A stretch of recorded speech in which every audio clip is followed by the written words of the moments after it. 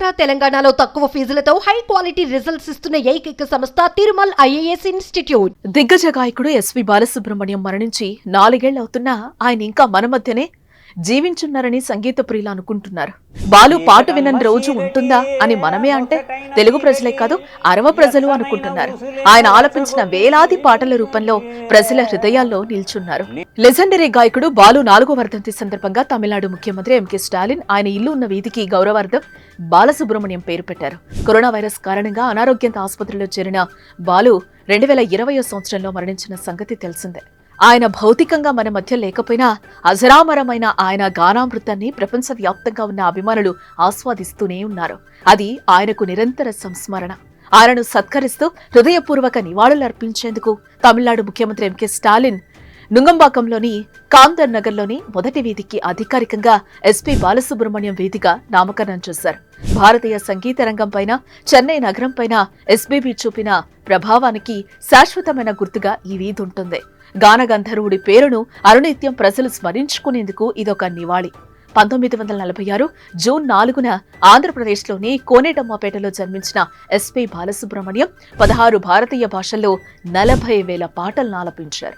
ప్రపంచంలోనే అత్యధిక పాటలు పాడిన గాయకుడిగా గిన్నిస్ రికార్డులో చోటు సంపాదించారు. ఎస్పీబీ అని ఆయనను ప్రజలు ముద్దుగా పిలుచుకుంటారు.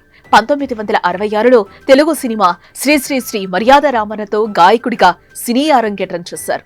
భారత ప్రభుత్వం నుంచి 2011లో పద్మభూషణ్, 2001లో పద్మశ్రీ వంటి ప్రతిష్టాత్మక పురస్కారాలను గానగంధర్వుడు అందుకున్నారు.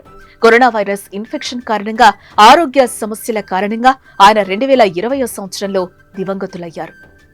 తన ప్రాణమిత్రుడు ఎస్పి బాలసుబ్రహ్మణ్యం కాలం చేసినప్పుడు ప్రముఖ సంగీత దర్శకుడు ఇళయరాజా భావోద్వేగానికి గురయ్యారు.